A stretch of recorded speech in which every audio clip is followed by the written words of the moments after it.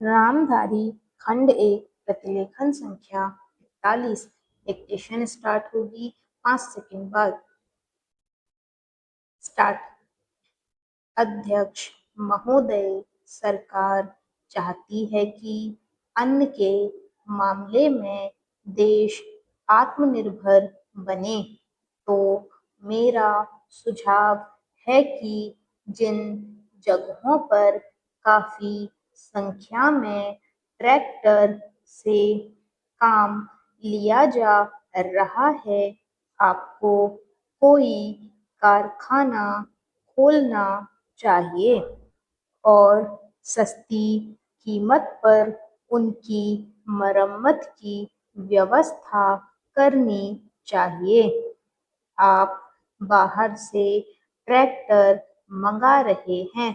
मैं समझता हूँ कि यह सारा रुपया व्यर्थ व्यय किया जा रहा है।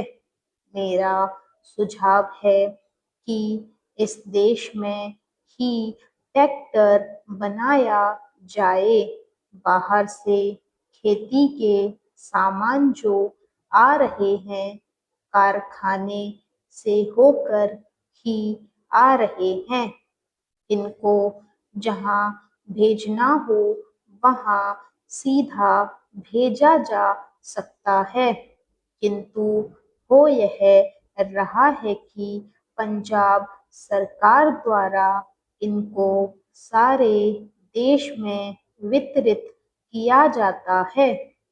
चूंकि इनको पहले पंजाब भेजा जाता है और फिर सारे देश में भेजा जाता है, इसलिए खर्चा ज़्यादा लगता है।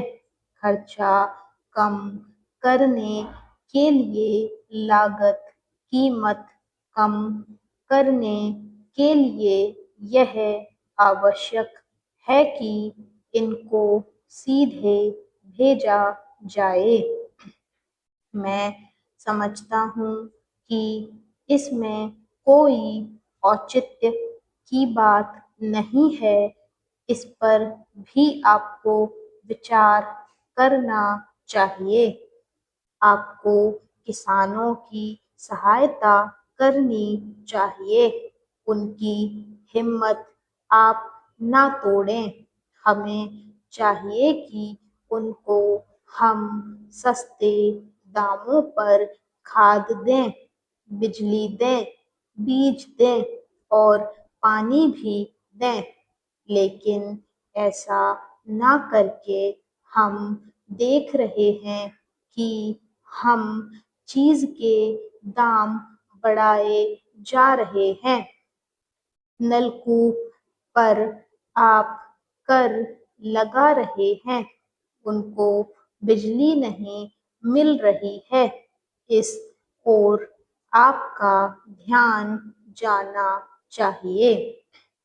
वास्तव में आप कृषि की उन्नति चाहते हैं, तो सिंचाई और बिजली का काफी इंतजाम होना चाहिए। जब तक सिंचाई और बिजली का इंतजाम नहीं होगा, तब तक खेती की उन्नति नहीं हो सकती।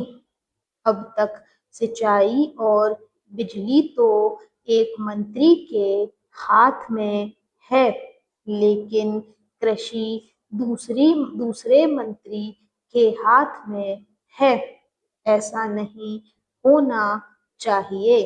सिंचाई, बिजली और कृषि अगर किसी एक मंत्री के हाथ में हो, तो खेती की उन्नति का काम सरलता से हो सकता है।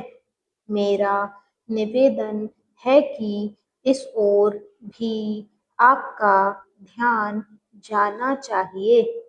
समाजवादी समाज की रचना की बात बहुत कही जा रही है। गरीबी को दूर करके हम सबको बराबर लाना चाहते हैं, लेकिन देश में गरीबी आज भी बढ़ती जा रही है। मैं यह नहीं कहना चाहता हूँ कि हमारे देश में सरकार ने कुछ नहीं किया है। स्टॉप।